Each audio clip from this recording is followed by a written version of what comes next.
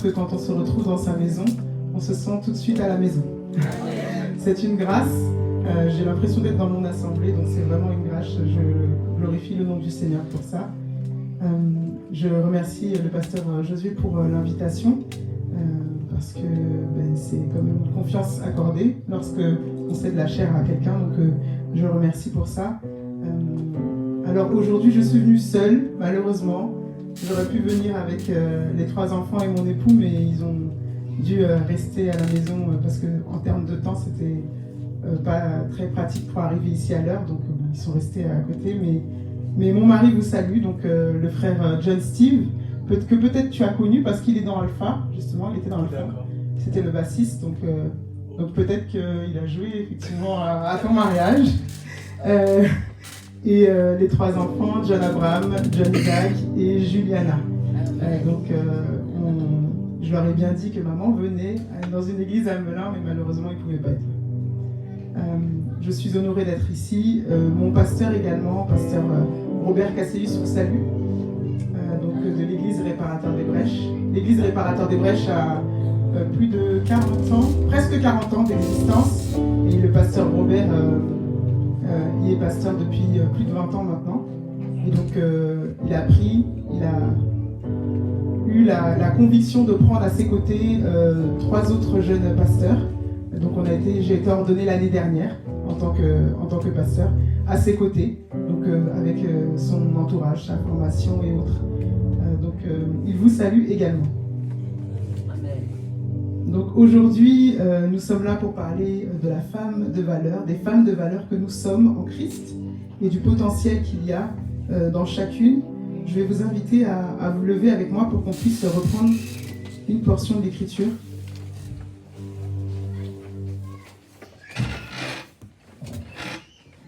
Nous allons prendre ensemble Esther, donc le chapitre 4. Esther, le chapitre 4, on va lire du verset 1er à 16.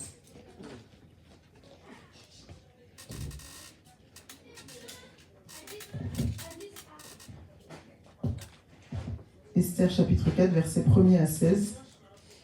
Je vais lire pour vous. Mardoché, ayant appris tout ce qui se passait, déchira ses vêtements, s'enveloppa d'un sac et se couvrit de cendres. Puis, il alla au milieu de la ville en poussant avec force des cris amers, et se rendit jusqu'à la porte du roi, dont l'entrée était interdite à toute personne revêtue d'un sac. Dans chaque province, partout où arrivait l'ordre du roi et son édit, il y eut une grande désolation parmi les Juifs. Ils jeûnaient, pleuraient et se lamentaient, et beaucoup se couchaient sur le sac et la cendre. Les servantes d'Esther et ses eunuques vinrent lui annoncer cela, et la reine fut très effrayée. Elle envoya des vêtements à Mardoché pour le couvrir et lui faire ôter son sac, mais il ne les accepta pas. Alors Esther appela Hathach, l'un des eunuques, que le roi avait placé auprès d'elle, et elle le chargea d'aller demander à Mardoché ce qui s'était passé et pourquoi il agissait ainsi. Hathach se rendit vers Mardoché sur la place de la ville, devant la porte du roi. Verset 7. Et Mardoché lui raconta tout ce qui lui était arrivé, et lui indiqua la somme d'argent qu'Aman avait promis de livrer au trésor du roi en retour du massacre des Juifs. Il lui donna aussi une copie de l'édit publié dans Suse en vue de leur destruction, afin qu'il le montre à Esther et lui fasse tout connaître. Et il ordonna qu'Esther se rende chez le roi pour lui demander grâce et l'implorer en faveur de son peuple. Verset 9, Hathach vint rapporter à Esther les paroles de Mardoché. Esther chargea Hathach d'aller dire à Mardoché: tous les serviteurs du roi et le peuple des provinces du roi savent qu'il existe une loi prescrivant la peine de mort contre quiconque, homme ou femme, entre chez le roi, dans la cour intérieure, sans avoir été appelé. Celui-là seul a la vie sauve, à qui le roi tend le sceptre d'or. Et moi, je n'ai point été appelé auprès du roi depuis 30 jours. Lorsque les paroles d'Esther eurent été rapportées à Mardoché, Mardoché fit répondre à Esther: ne t'imagine pas que tu échapperas seul de tous les Juifs, parce que tu es dans la maison du roi. Car si tu te tais maintenant, le secours et la délivrance surgiront d'autre part pour les Juifs. Et toi et la maison de ton père, vous périrez. Et qui sait, si ce n'est pas pour un temps comme celui-ci, que tu es parvenu à la royauté. Esther envoya dire à Mardochée, verset 16, « Va, rassemble tous les Juifs qui se trouvent à Suse et jeûnez pour moi, sans manger ni boire pendant 3 jours, ni la nuit ni le jour. Moi aussi je jeûnerai, de même avec mes servantes. Puis j'entrerai chez le roi, malgré la loi, et si je dois périr, je périrai. » Mardochée s'en alla et fit tout ce qu'Esther lui avait ordonné. Parole du Seigneur. Amen.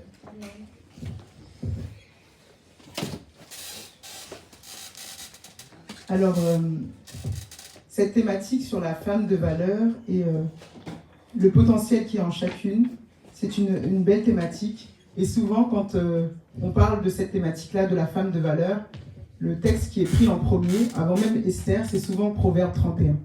Dès qu'on parle d'une femme de valeur, dès qu'on parle d'une femme avec beaucoup de capacités, souvent on prend d'abord le proverbe de Proverbe 31, avant même d'arriver sur Esther. Et pour autant, le mot valeur, femme de valeur, femme vertueuse, a différentes significations dans la Bible. Et j'aimerais pouvoir introduire ce message avec justement cette signification-là.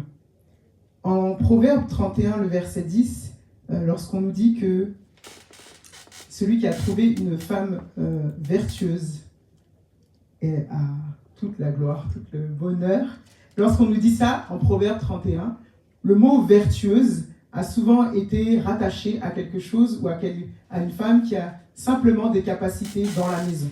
Simplement des capacités qui sont liées aux tâches ménagères, à l'occupation des enfants, l'entreprise, etc. C'est une bonne chose.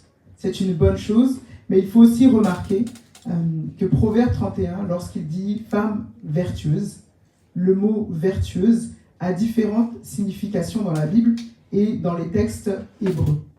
Le mot vertueuse et le mot valeur se dit en hébreu haïl. Haïl. Et ce mot-là veut également dire force. Ce mot-là veut également dire compétent, capable. Et d'ailleurs, ce mot est même utilisé pour des hommes dans la Bible. Ce mot haïl est utilisé pour parler de la femme vertueuse, mais aussi pour parler d'hommes de combat, d'hommes capables. Et c'est exactement ce qui a été fait au travers de la Bible, et notamment lorsque Joseph accueille ses frères et son père au royaume auprès de Pharaon. Il est dit, si tu trouves un homme capable pour garder mes brebis, alors prends-le. Et ce mot capable, c'est le même qui est utilisé pour le mot vertueuse dans le Proverbe 31. Et donc, tout ça pour rappeler que ce mot n'est pas quelque chose qui vient apporter quelque chose de négatif à la femme. Lorsqu'on parle d'une femme de valeur, d'une femme vertueuse, on parle d'une femme qui est capable, d'une femme qui a des capacités, d'une femme qui peut faire beaucoup. Tout comme on parle d'un homme haïl, qui est un homme capable. Et c'est important de le souligner parce que dans la société où on est actuellement, là où même le rôle de mère peut être minimisé, alors que c'est un rôle si important, là où le rôle dans la maison peut être minimisé, alors que c'est un rôle si important, il est important de se rendre compte que le Seigneur n'a pas minimisé la femme dans la parole de Dieu. Il a utilisé le même mot pour parler de femme vertueuse et d'homme capable. C'est important de le souligner pour rétablir la volonté que le Seigneur avait dans sa parole. Le fait que les deux puissent être utilisés pour un homme ou une femme. Pour entrer dans ce passage-là, avec Esther, lorsqu'on parle de Esther, on s'autorise à dire que Esther était cette femme de valeur, pleine de potentiel que l'on doit prendre en exemple. Et c'est vrai qu'on peut prendre Esther en exemple.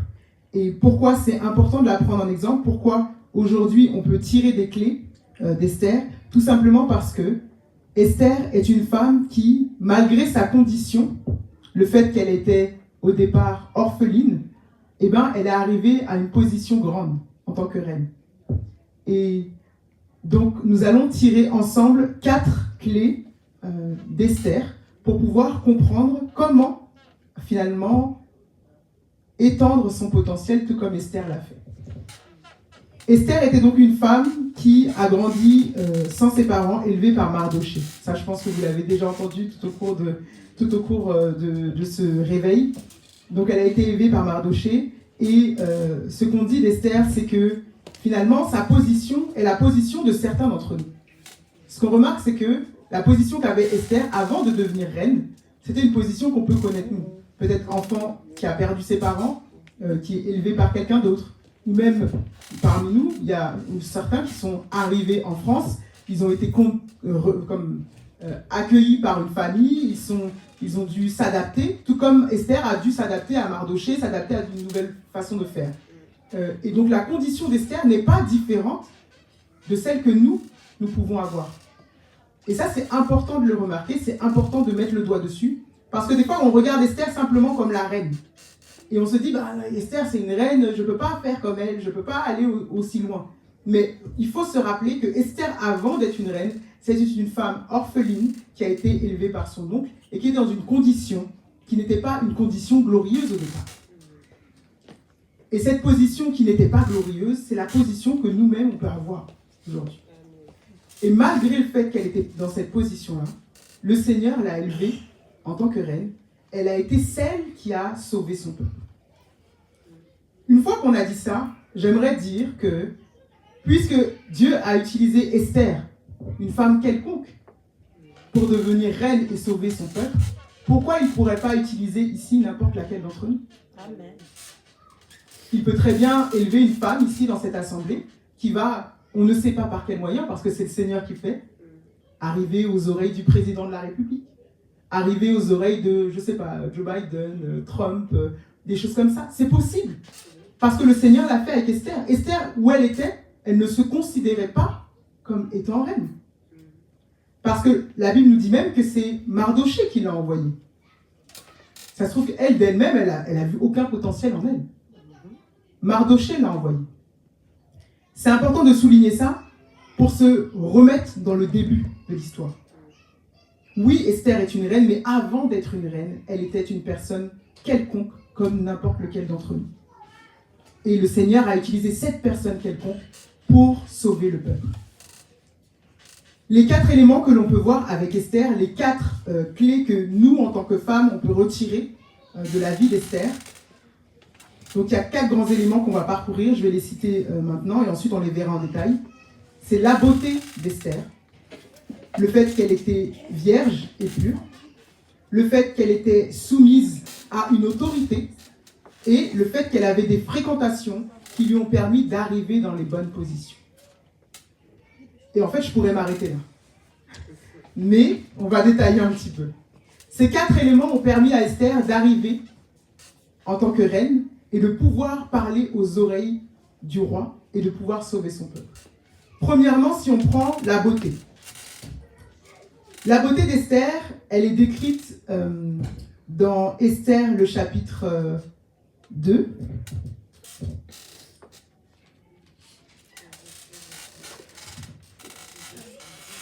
Esther, le chapitre 2, le verset 10.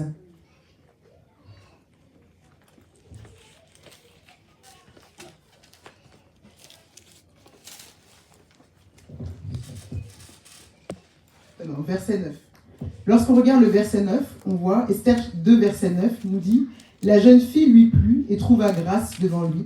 Il s'empressa de lui fournir les choses nécessaires pour sa toilette et pour sa subsistance. » La jeune fille lui plut. Et là, on ne parle même pas du roi. On parle de l'eunuque qui a vu Esther et qui a dit que la jeune fille était belle. Comme elle lui a plu, il lui a donné finalement des choses qu'il n'avait pas données aux autres. Sa beauté lui a servi. Ensuite, le roi va également remarquer sa beauté et il va choisir Esther par rapport à ce talent, par rapport à cette capacité-là. La beauté d'Esther lui a ouvert des portes. Aujourd'hui, en 2025, lorsqu'on parle d'une femme qui est belle ou d'une femme qui est bien apprêtée, parfois ça peut être négatif. Parce que des fois, l'apprêtement en 2025, il va dans des extrêmes. Des fois, l'extrême n'est pas bon. Mais le fait que Esther soit belle, le fait que Esther ait pris soin de son apparence lui a ouvert des portes. Ce qu'on peut tirer de ça, la beauté d'Esther, ça ne veut pas dire qu'on doit faire à l'extrême. Ça veut simplement dire qu'on doit pouvoir prendre aussi soin du corps que Dieu nous a donné en tant que femme. Dieu a créé l'homme et la femme, et dans la grâce que le Seigneur a fait, ou dans la volonté qu'il avait, l'homme est naturellement attiré par la femme à cause de sa beauté. Ça, c'est naturel. Naturellement, un homme est attiré par une femme à cause de sa beauté.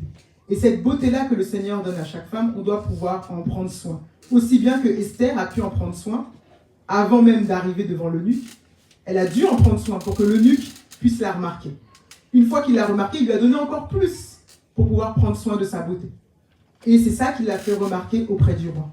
Nous, en tant que femmes, cette particularité-là, la beauté, est un élément dont on doit prendre compte pour pouvoir développer notre potentiel.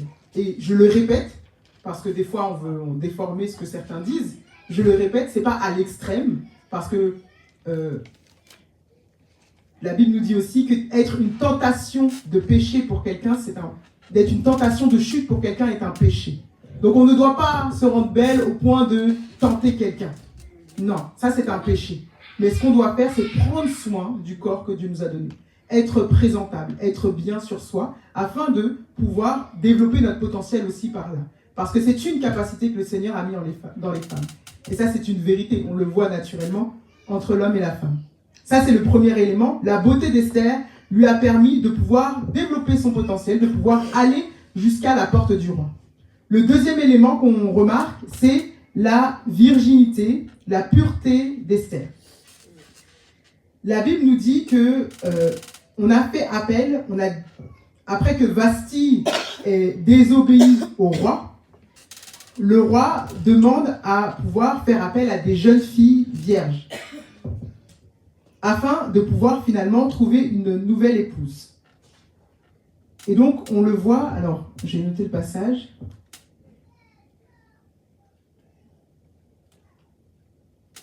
Le chapitre 1er. Alors, le chapitre 1er, le verset 20 nous dit: l'édit du roi sera connu dans son royaume, dans tout son royaume, quel que soit... L'édit du roi sera connu dans tout son royaume, quelque grand qu'il soit, et toutes les femmes rendront honneur à leur mari, depuis le plus grand jusqu'au plus petit. Donc cet avis fut approuvé du roi et des princes, et le roi agit d'après la parole de Memucan. Il envoya les lettres à toutes les provinces du royaume, à chaque province selon son écriture, et à chaque peuple selon sa langue. Elle portait que tout homme devrait être le maître dans sa maison, et qu'il parlerait la langue de son peuple. Donc c'est pas exactement là. J'ai perdu le passage. Si quelqu'un le voit, je l'ai noté pourtant. Non, c'est pas le verset 20. Dans la désobéissance et jusqu'à de la reine Vasti. Oui, à partir du verset 10. Au chapitre 1er, verset 10. Oui, là on parle de Vasti. On dit qu'elle est belle de figure, avec la couronne royale, verset 11, avec la couronne royale pour montrer sa beauté au peuple et aux grands. Ça, c'est Vasti qui était belle. Mais ensuite, le roi promulgue un édit pour pouvoir recruter une nouvelle reine. Et ensuite, donc on le voit aussi dans... Bon, j'ai perdu le passage dans le chapitre 1er, mais on le voit aussi dans le verset 2, dans le chapitre 2, verset 2, quand on dit « Alors ceux qui servaient le roi dirent qu'on cherche pour le roi des jeunes filles vierges et belles de figure. » Vierges et belles de figure. Ça, ce sont les femmes qu'on recherchait pour le roi. Ces femmes-là, donc, elles réunissent les deux critères. Celui qu'on a vu juste avant, la beauté, et ensuite le fait qu'elles soient vierges. Pourquoi vierges? C'était courant dans la Bible et dans l'Ancien Testament que l'on trouve que la virginité était mise en avant. Cette virginité-là représente la pureté que l'on cherche chez une femme, chez une future reine. Mais pour nous, en tant que femmes aujourd'hui, comment on doit prendre ça si on dit que la virginité d'Esther, c'était une des choses qui lui a permis de développer son potentiel? Nous-mêmes, la pureté que l'on doit rechercher, c'est oui la virginité, mais c'est aussi cette manière de vivre où on est dans la sanctification, où on est dans la pureté, en train de rechercher la face de Dieu. Parce que cet élément-là, le fait d'être trouvé pur, le fait d'être trouvé propre, physiquement par la beauté, mais également spirituellement, est une caractéristique importante pour développer son potentiel. Parce qu'on ne peut pas développer notre potentiel hors de la présence de Dieu. Amen. C'est impossible. Et donc cette pureté, cette sanctification est une des capacités et une des choses que nous devons développer. La pureté. Et d'ailleurs, lorsque l'on compare avec la reine Vasti, celle qui était avant Esther, lorsqu'on voit dans la Bible, on voit que oui, Vasti était belle, mais à aucun moment on nous dit si Vasti était vierge. Alors, peut-être que c'est juste pas mentionné, mais ce n'est pas dit. Et Vasti, on peut se dire peut-être qu'elle était vierge, oui, elle était belle, mais visiblement il lui manquait quelque chose parce qu'elle a perdu son rôle. Elle a perdu son poste de reine. Et on va le voir juste après, qui est le troisième élément. Est-ce qu'on peut rappeler ce qu'on a dit comme 4 éléments? On a dit la beauté, la virginité. Le troisième, c'est la soumission, l'autorité, le respect de l'autorité. Et ça, c'est l'élément qui manquait à Vasti. Parce que lorsque l'on lit Esther chapitre 1, ce qu'on remarque, c'est qu'il y a eu une fête. Vasti était en fête, le roi était en fête, et le roi a fait appeler Vasti. Comme Vasti était très belle, le roi voulait la montrer à tout le monde. Et Vasti a dit non, moi je ne veux pas, je ne viens pas.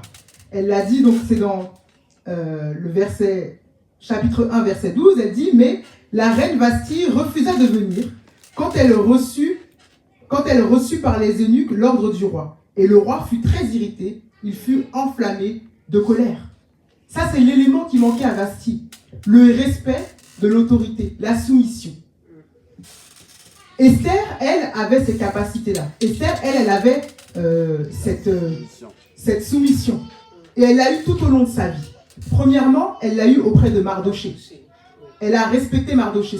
Mardoché n'était pas son père, mais elle a respecté cette autorité.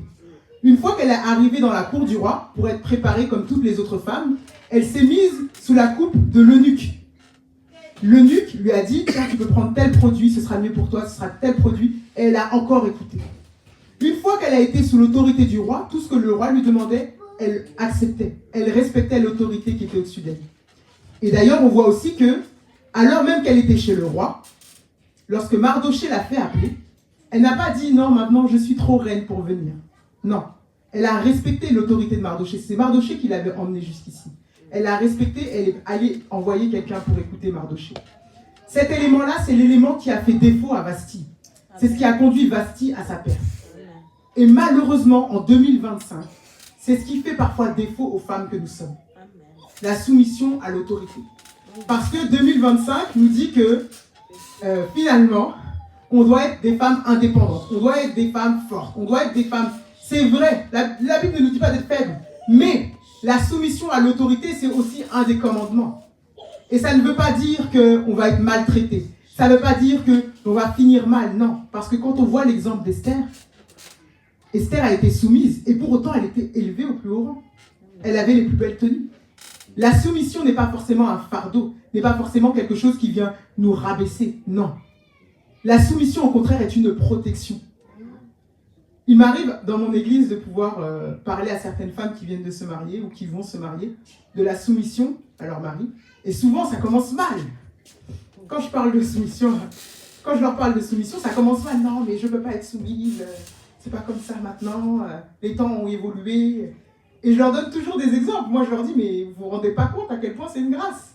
Moi, je suis très contente de me cacher sous mon mari quand il y a quelque chose qui est un peu difficile. Je suis très contente que ce soit lui qui soit devant et que moi qui soit derrière lui. Parce qu'en réalité, cette soumission-là, elle nous protège en tant que femmes. Nous-mêmes, nous sommes parfois des femmes qui sont... Parfois, cette émotivité. On est très émotive, très sensible. Et d'être derrière un homme, en tout cas moi, ça m'a toujours été bénéfique. Et mon mari même des fois, on a ces questions-là et on parle entre nous. Et puis, même mon mari me dit, mais les gens ne comprennent pas. Parce que comme maintenant je suis pasteur et qu'on est ensemble, alors comment ça se passe? Avec monsieur, comment ça se passe? Est-ce que c'est toi qui dirige? Comment je dirige dans ma maison? C'est pas ça que Dieu a dit. Dieu a dit que l'homme est le chef et la femme vient être son aide. Quand on rentre dans la maison, il n'y a pas de madame et le chef. Non! La soumission, c'est une protection. La soumission, c'est une grâce. Et Esther avait très bien compris ça.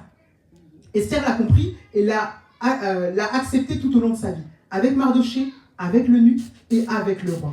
Elle a accepté la soumission parce qu'elle savait que pour elle, c'était bénéfique. Et nous-mêmes, pour développer notre potentiel, en tant que femme, il faut accepter cela. C'est l'ennemi qui veut nous ruser, c'est l'ennemi qui veut nous empêcher de développer notre potentiel, qui nous fait croire que non, on ne doit plus être soumise en 2025. Et c'est par des brèches comme ça qu'il passe, pour pouvoir justement nous retirer de là où le cadre que Dieu a prévu. La beauté, la pureté, la soumission, les trois sont importants. Les trois sont essentiels et Esther l'avait compris. Et le dernier élément que l'on voit avec Esther, ce sont les fréquentations. Les fréquentations de Vasti et les fréquentations d'Esther n'étaient pas les mêmes. Parce que Vasti, bizarrement, on nous dit dans la Bible, dans le chapitre 2, dans le chapitre 1er, qu'elle avait 7 eunuques autour d'elle pour la conseiller, etc. Esther en avait un. On parle de un en particulier. Et quand elle est arrivée dans la cour du roi, elle avait un eunuque qui l'aidait pour savoir quoi prendre comme produit, etc. Vasti en avait 7. Mais ces 7-là n'ont pas été bénéfiques à Vasti. Ça veut dire qu'il y avait une qualité dans les fréquentations d'Esther qu'il n'y avait pas dans les fréquentations de Vasti. Parce que sinon, un des eunuques aurait dit à Vasti, Vasti, le roi t'a appelé, puisqu'il t'a appelé, va, ne désobéis pas. Mais pourtant, on nous dit, dans le chapitre 1, le verset 12, alors qu'il y a un eunuque qui est venu la chercher, dans le verset 11, on nous dit qu'un eunuque vient la chercher, dans le verset 12, on nous dit qu'elle refusa de venir quand elle reçut des eunuques l'ordre du roi. C'est-à-dire les eunuques sont venus lui donner l'ordre de venir, et elle a dit non. Et aucun d'eux ne lui a dit, non, peut-être que Vasti, tu devrais écouter. Alors que Esther, quand on regarde Esther, elle avait un eunuque autour d'elle qui lui a dit, tu devrais faire ceci, tu devrais faire cela. Et elle a pu écouter certains conseils. Les fréquentations sont aussi importantes pour développer son potentiel. Ces 4 capacités, ces 4 éléments sont des choses importantes pour nous les femmes. On doit vraiment pouvoir considérer ces 4 éléments. Parce que développer son potentiel, c'est aller à la royauté à laquelle Dieu appelle chacune d'entre nous. Je ne sais pas quelle est ta royauté. Je ne sais pas quelle est ta royauté. Mais Dieu t'appelle quelque part, il t'attend quelque part. Amen. Et ce quelque part, pour y arriver, les 4 éléments sont importants. Aussi bien faire attention à soi, être dans cette vie de sanctification où on marche dans la pureté, pouvoir être soumise à l'autorité qui est au-dessus de nous, et également faire attention à ses fréquentations, avoir des bons conseillers autour de nous. Ces 4 éléments sont importants. Et tout comme je l'ai dit tout au départ, même si aujourd'hui, dans la position dans laquelle on est, on ne voit pas la position royale à laquelle Dieu nous appelle, il nous appelle quelque part.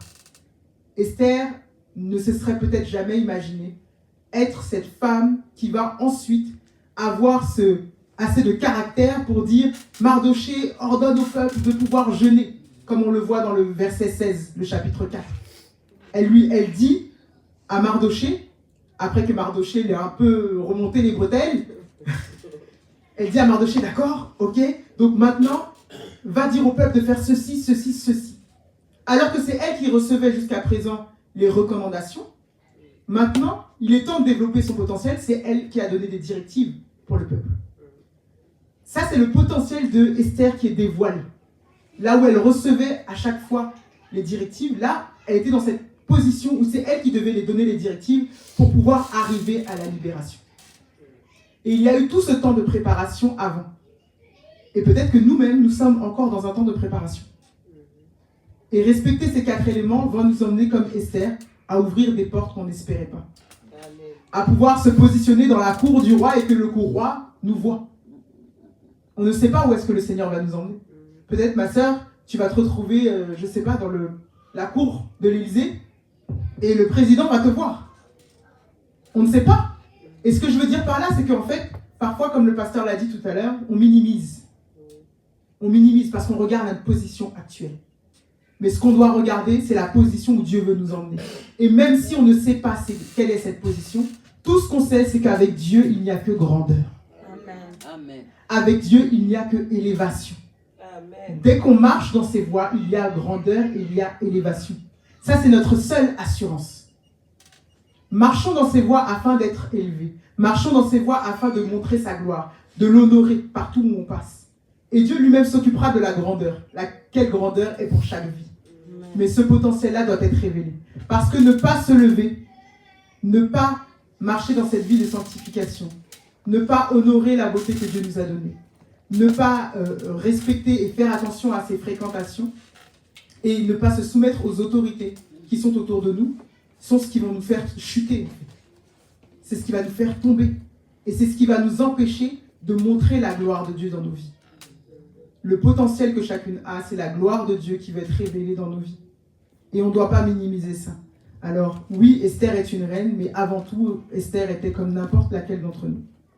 Oui, Esther est arrivée en position du roi, mais ça s'est fait avec ces 4 éléments qui ont été révélés pour que, enfin, son potentiel soit révélé. Pour qu'enfin, elle puisse arriver dans cette position où elle délivre tout le peuple. Et toi, ma chère servante, ma chère sœur, ce que je veux te dire, c'est que le Seigneur t'attend aussi pour développer ton potentiel. Il veut t'emmener quelque part. Il veut t'emmener dans une position grande. C'est à toi de marcher, tout comme Esther, dans ces 4 dimensions. Beauté, respect de l'autorité, soumission, faire attention à ses fréquentations afin de trouver la ligne sur laquelle il t'appelle. Soyez bénis. Amen.